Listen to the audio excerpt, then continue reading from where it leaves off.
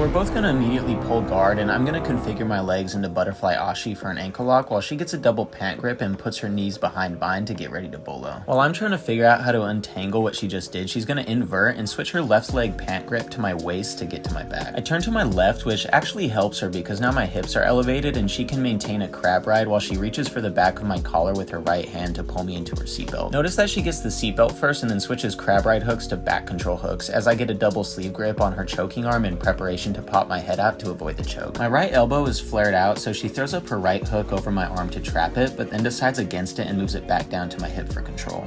We're doing a little hand fighting, and she uses her leg once again on my flared elbow to actually weaken my grip on her choking arm, while she maintains control of my left palm, so neither of my hands can actually defend the choke.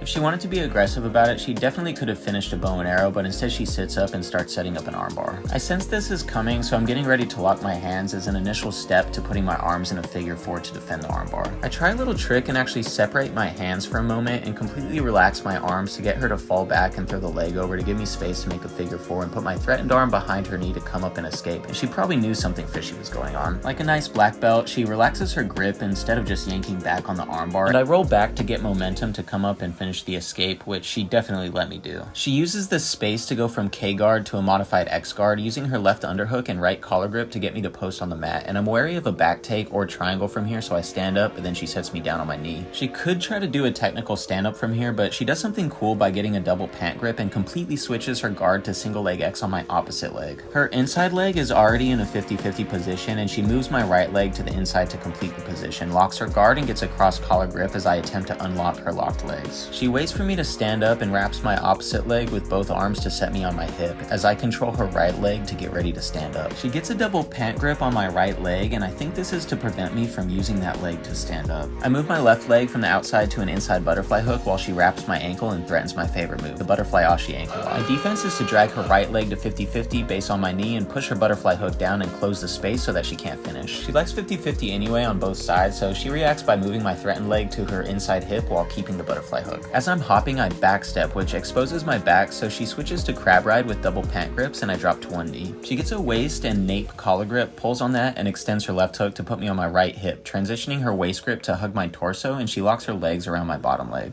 I have an arm drag grip that I don't really know what to do with, but try to come up with it, and she reacts by standing up and weighing down on my shoulders as I get a seated single leg grip. I try to go to single leg X, but end up in shin on shin as she shoots an underhook, and I try to elevate with my shin to get to single leg X, but she posts on both hands and leg pummels to force headquarters.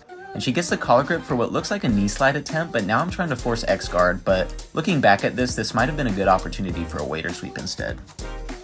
She moves briefly to a single underpass configuration, but I leg pummel and switch to De La Hiva, but she steps over my leg again into headquarters. And she blocks my attempt to get a collar grip, so I switch that hand to the right leg. I try to elevate for a sweep, but she posts and drives her right knee over my shin to negate my De La Hiva hook.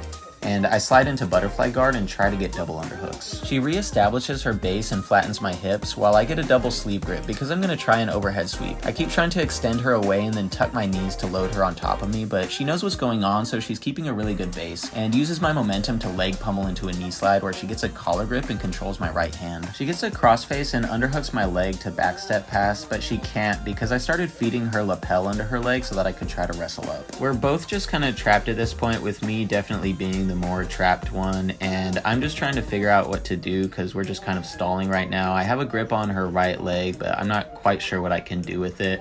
She has a really heavy crossface, and I'm trying to switch my hips to put my arms under her leg to go to deep half, but she sees that and hip switches to keep me from turning her over to that side. But then at this point, she's just going to go to 3/4 mount as I wrap up an underhook, which actually puts me in danger of an armbar, and she's going to go straight to mount from here as the round ends. And that's going to be it for this one. Thanks again to Miss Douglas for the great training. Good luck at Euros, and thanks to Olivier Mako for opening up his gym to us.